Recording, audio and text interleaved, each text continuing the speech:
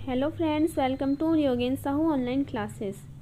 आज हम एक महत्वपूर्ण टॉपिक समास, जो हिंदी में बहुत इम्पॉर्टेंट रोल प्ले करता है। लगभग किसी भी सीजी व्यापम हो, सीजीपीएससी हो, किसी भी एग्ज़ाम में यहाँ से एक या दो क्वेश्चंस तो डेफिनेटली मतलब फिक्स है यहाँ से बनना। ठीक है, तो आज हम समास स्टार्ट करते हैं, देखते हैं क्या है। समास दो या दो से अधिक पद या शब्दों के मिलने पर जो नया स्वतंत्र पद बनता है उन समस्त पदों को समास कहते हैं।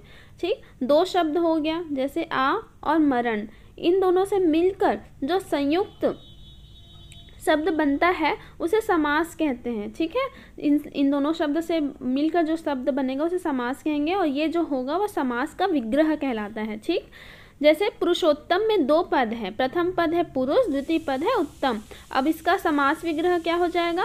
पुरुषों में उत्तम। ठीक है, जो हम ऐसे जो विग्रह करते हैं जैसे पुरुष प्लस उत्तम, तो ये जो ऐसा वाला जो विग्रह होता है वो संधि में किया जाता है। ठीक है, संधि हम इसके बाद पढ़ेंगे संधि क्या होता है पहले। और समास, पहले हम समास देखते हैं। समास में उस शब्द का एक लंबा विग्रह किया जाता है। ठीक है, जैसे पुरुषोत्तम हो गया तो क्या हो जाएगा? पुरुष में उत्तम, पुरुषों में उत्तम। ठीक है, मतलब या तो पहला शब्द दूसरे की विशेषता बताता है या दोनों मिलकर किसी तीसरे की विशेषता बताते हैं, ऐसा कुछ। ठीक है, इसके तो बहुत सारे प्रकार हैं, हम आगे देखेंगे।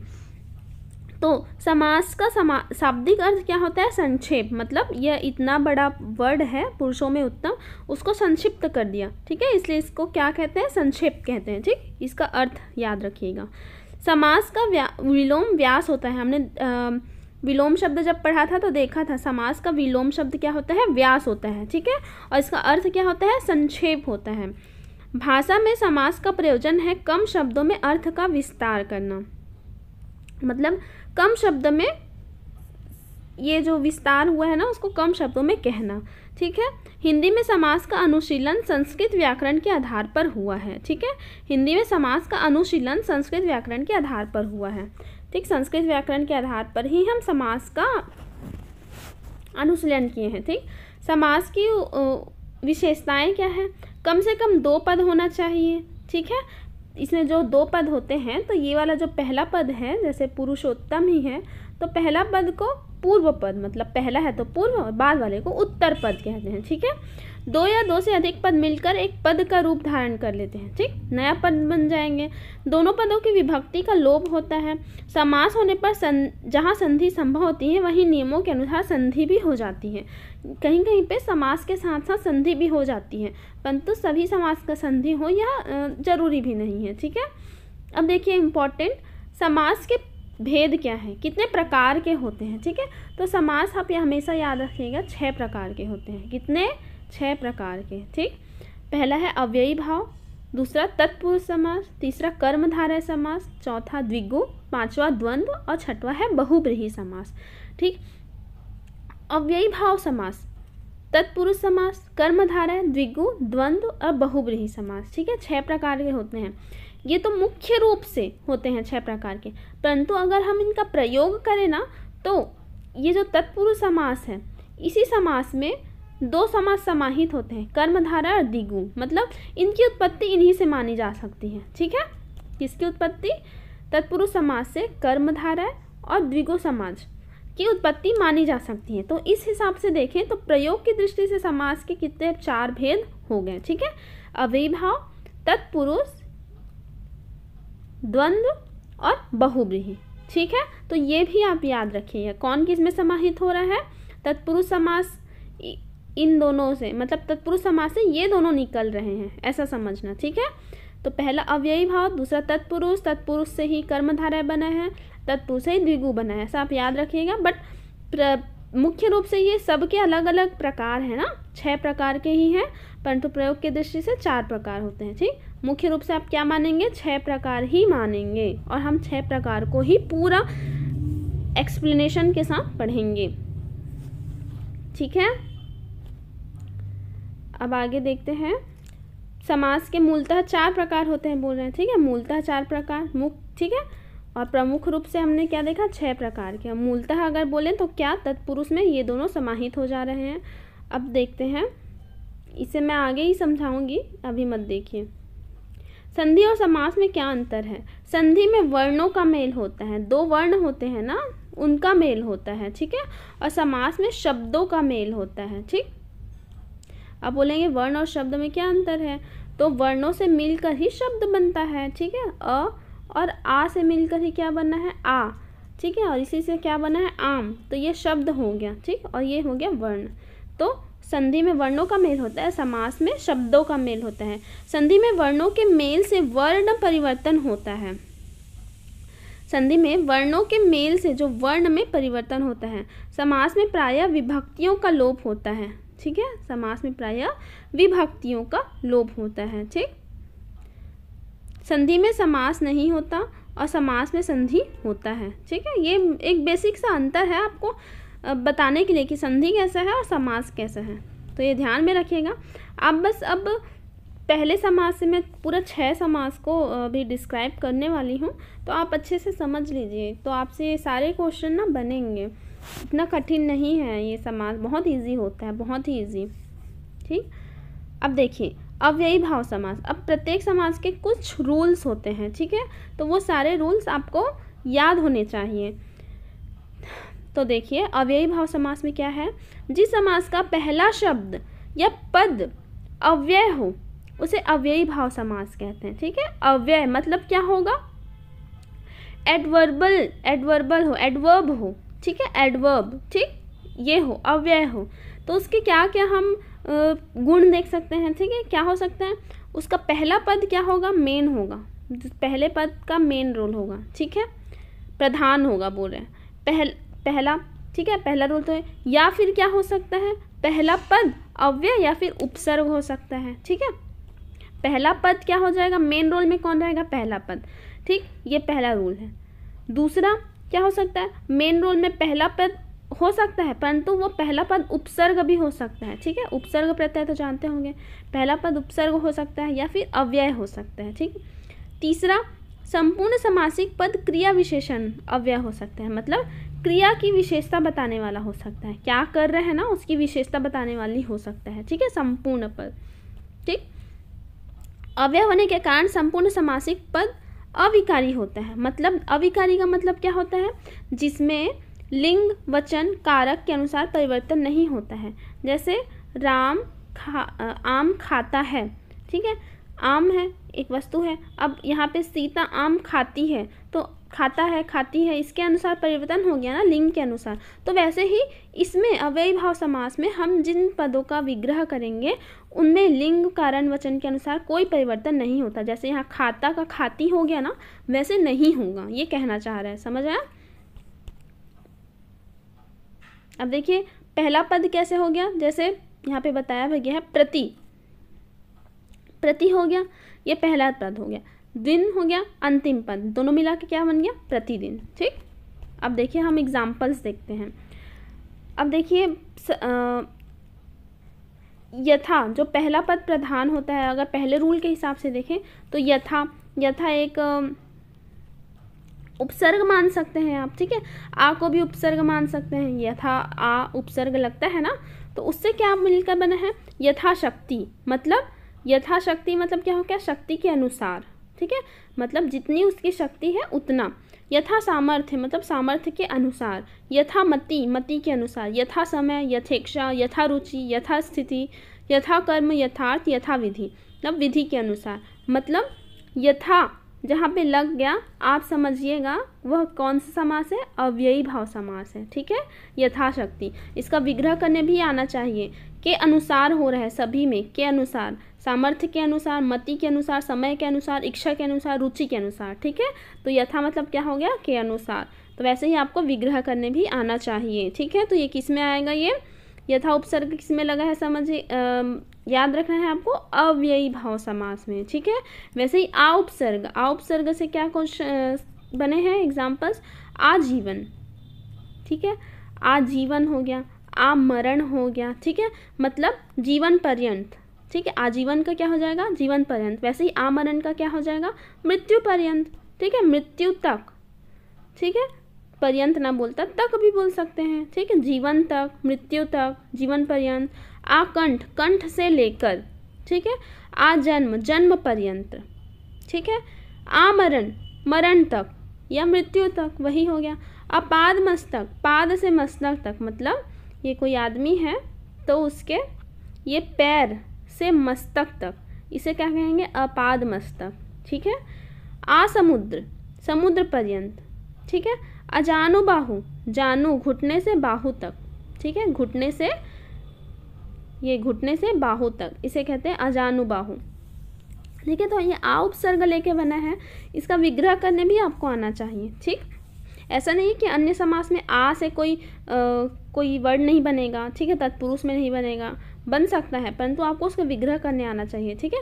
आजीवन मतलब जीवन पर्यंत, आजन्म, आकंठ, कंठ से लेकर, आसमुद्र, समुद्र पर्यंत, ठीक है। तो आ उपसर्ग लगा है तो आप यहाँ क्या याद रखेंगे, अव्ययी भाव समास। और दूसरा क्या देखें हम, यथा, तो ये दोनों याद हो गया, ठीक है। आप लिखते चलिए, ठीक है, क्या क्या उसका रूल्स में, ये आप यहाँ पे अगर बनाते हैं, नोट्स बनाएंगे तो ये तो लिखेंगे ही, ठीक है। उसके क्या गुण होना चाहिए, उसके पहचान क्या लिखेंगे, ठीक है, पहचान करके आप लिखिए, पहचान, यथा, ठीक है, आ उपसर्ग, ठीक है, यथा, ठीक। आगे और जो आते जाएगा, शॉर्ट नोट्स बनाते चलिए, इसलिए आप तुरंत आपको याद होते चलेगा। अब देखिए नी से क्या क्या बना है, निःसंदेह, बिना संदेह के। निर्जन, जनों का अभाव, बिना जन के, ठीक है। जन मतलब आदमी, व्यक्ति नहीं है जहाँ, निर्जन, कहाँ व्यक्ति नहीं होते, जंगल में, ठीक है, तभी तो निर्जन वन बोलते हैं, सुने होंगे आप। निडर, बिना डर के। निर्देशानुसार, निर्देश के अनुसार। निर्विवाद, विवाद से रहित। निश्चित, चिंता से रहित। नियमानुसार, नियम के अनुसार, ठीक है। तो यहाँ भी नी उपसर्ग लगा के हम ऐसे वर्ड बनाए हुए हैं, ठीक है। तो यहाँ पे नी से जो वर्ड बना है, निसंदेह, बिना संदेह के। निर्जन, बिना जन के। निडर मतलब यहाँ पे नी मतलब क्या, वो निषेध कर रहा है, ठीक है, मतलब डर के बिना। निर्देश के अनुसार, यहाँ पे निर्देश के अनुसार हुआ। निर्विवाद, विवाद से रहित। निश्चिंत, बिना चिंता के, ठीक है, चिंता के रहित। नियमानुसार, नियम के अनुसार, अनुसार है मतलब अनुसार हो जाएगा, और जो बाकी सब है वह बिना वाला हो जाएगा, ठीक है। ये दोनों बस अलग है, निर्देश के अनुसार, नियम के अनुसार, बाकी सब बिना वाला है, मतलब रहित और बिना लग के वो हुआ है, ठीक है, विग्रह हुआ है, तो ध्यान रहेगा। आगे देखते हैं। भर, ऐसे वर्ड भी आते हैं जैसे पेट भर, भरपूर, पूरा मतलब पेट भर, भर पेट मतलब पेट भर के, भरपूर मतलब पूरा भर के, मैंने पेट भर के खाया, भरपूर खाया, ठीक है। तो ऐसे वर्ड्स कहाँ आते हैं, अव्ययी भाव में। अब देखिए प्रतिमास, प्रति उपसर्ग लग गया, ठीक है, प्रति उपसर्ग लगा है, ठीक है। यथा, प्रति, आ, नी, ये देख लिए, ठीक है। और एक भर, प्रति प्रत्येक वर्ष, प्रतिमास प्रत्येक मास, हर मास, प्रतिदिन हर दिन, प्रतिपल हर पल, ठीक है। ये हर पल भी आता है ऐसे कुछ, पल पल, हर पल, प्रतिपल, प्रति सप्ताह, प्रति बार, ठीक है। तो ये प्रति वाला आया, मतलब क्या आ जाएगा, अव्ययी भाव, ठीक है, ध्यान में रखिएगा। अब देखिए बे से क्या बना है, बे मतलब बिना मतलब के, बेरोजगार, बिना रोजगार के। बेरहम, बिना रहम के। बेखट के, बेदाग, बेवफा, बेशक, बेशर्म, बेकाम। तो ये सारे भी किस में आते हैं, बे मतलब भी निषेध होता है, ठीक है, निषेधात्मक वर्ड है, ठीक। तो ये भी किस में आएंगे, अव्ययी भाव समास में, ध्यान रहेगा। आगे देखते हैं। तो ऊपर के तो बहुत इजी थे, अब आगे देखिए।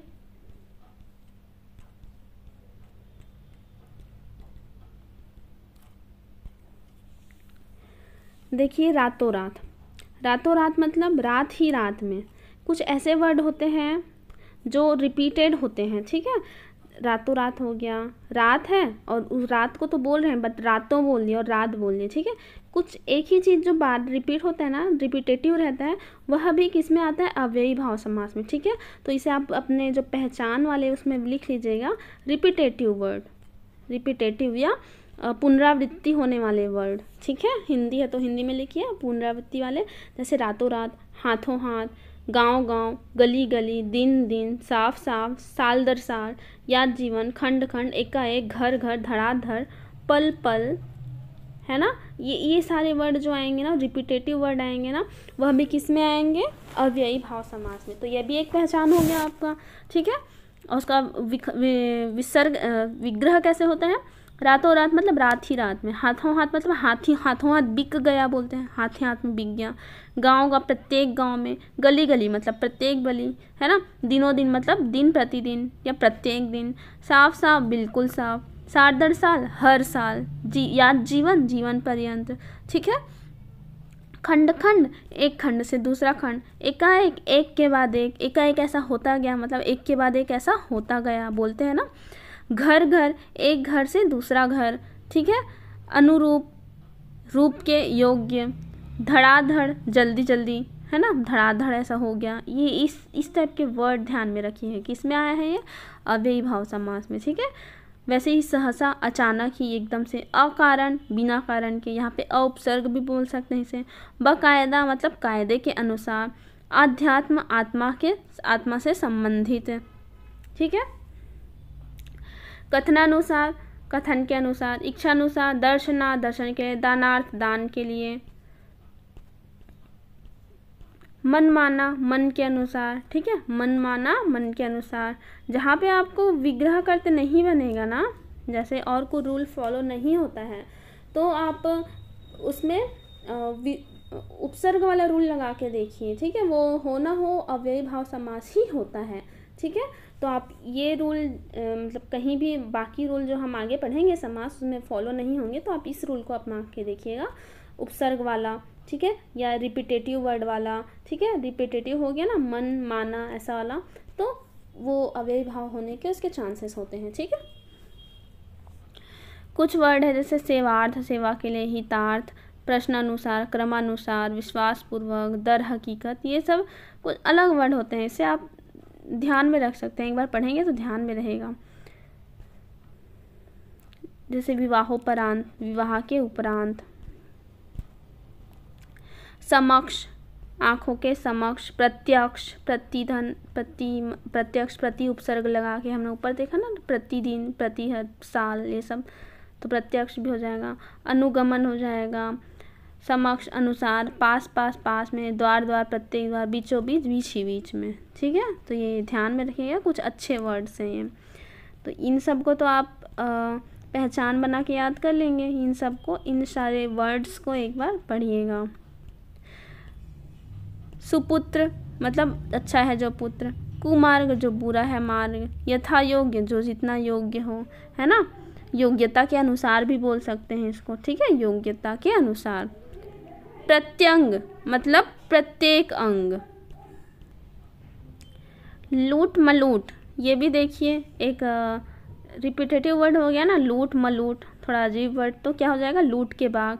प्रत्यक्ष, प्रत्यक्ष मैंने अभी बताया था, प्रत्यक्ष मतलब अक्षी के आगे, ठीक है, प्रत्यक्ष अक्षी के आगे। प्रत्येक मतलब एक एक, प्रत्येक को यहाँ भोजन दिया जाएगा ऐसा बोलते हैं, मतलब एक एक होता है, ठीक। तो ये इम्पोर्टेंट कुछ वर्ड्स हैं अन्य वाले में, उसे आप रीड करके जाइएगा तो आपसे ज़रूर बनेगा। और जहाँ पे जो रूल काम नहीं आएगा आप अव्ययी भाव वाला रूल फॉलो करके देखिएगा। अब देखिए इसमें जो एक रूल बताया था कि इसमें लिंग वचन कारक के अनुसार कोई परिवर्तन नहीं होता है। अब आप इसे फॉलो करके भी देख लीजिए ना। जैसे एक वर्ड होगा बेदाग, यहाँ पे लिखा है देखो बेदाग, तो राम की त्वचा बेदाग है। अब हम उसके अब हम किसी लड़की के लिए यूज़ करें तो सीता की त्वचा बेदाग है, ठीक है, इसमें कोई फर्क पड़ा क्या, नहीं, ठीक। और दूसरा देखते हैं, जैसे रातों रात वह गांव से चला गया, ठीक है, रातों रात वह गांव से चला गया, रातों रात वह गांव से चली गई। तो ये वह के अनुसार जो चली गई चला गया परिवर्तित हो रहा है, बट रातों रात के अनुसार कोई लिंग वचन से परिवर्तित नहीं हो रहा है, ठीक है। तो आप ऐसे भी पता लगा सकते हैं, ठीक। तो ये अव्ययी भाव समास है। मैं एक बार रिवाइज करा देती हूँ क्या है इसमें। हम लोग को पहचान क्या है, पहला पद प्रधान होगा, ठीक है, हम ये दे सकते हैं। पहला पद उपसर्ग हो गया, अव्यय होगा। संपूर्ण क्रिया विशेषण होगा, मतलब क्रिया की विशेषता बताता होगा, ठीक है। जैसे क्रिया की विशेषता, वह प्रतिदिन जाता है, प्रतिमास खाता है। खाना, खाना उसका क्रिया है तो उसमें क्या लगा दिए, प्रतिदिन, तो खाने की विशेषता बता दिए, मतलब प्रतिदिन वाला हो गया, ठीक है। या प्रति लगा दिए तो ये उपसर्ग हो गया, ठीक है। तो ऐसा बोलना चाह रही हूँ। और अव्यय होने के कारण संपूर्ण समासिक पद अविकारी होता है, अभी मैंने समझाया, ठीक। तो ये 4 रूल आप ध्यान में रखिएगा। पहला पद प्रधान होता है, उपसर्ग होता है, इसमें डायरेक्ट ये भी क्वेश्चन पूछता है ना, ये पूछा भी गया है कि कौन से समास में पहला पद उपसर्ग होता है, ठीक है। तो ये भी अपने आप में एक क्वेश्चन है, तो कौन सा है वो, अव्ययी भाव समास, ठीक। तो ये रूल हो गया। अब इसकी पहचान तो मैंने बोला था, अलग से याद रखेगा, यथा, ठीक है, नी, आ, ठीक है, ये सब क्या है, उपसर्ग हैं, उपसर्ग लगे थे, ठीक है। प्रति, ठीक, और क्या थे, भर, बे, है ना, ये सब उपसर्ग थे। और अन्य में जो, और एक पहचान क्या था, रिपीटेटिव, मतलब पुनरावृत्ति वाले वर्ड, ठीक है। तो ये सारे हो जाएंगे और आप एक एक इनको याद रखिएगा, एकाएक, धड़ाधड़, अचानक, घर घर, अनुरूप, हर घड़ी, सहसा, अकारण, बाकायदा, आध्यात्म, ये सारे एक को आप ध्यान में रखिएगा ना कि कैसे वर्ड है, रिपीटेटिव वर्ड है कि कैसे वर्ड है, तो आपसे ये बन जाएगा कि अव्यय भाव के अगर क्वेश्चंस पूछेंगे तो आपसे ज़रूर बन जाएगा, ठीक है। तो आज हम अव्यय भाव करते हैं, नेक्स्ट वीडियो में इसके बाद कौन सा देखा था हमने, तत्पुरुष समास, तो उसे हम डील करेंगे, ठीक है। Thank you.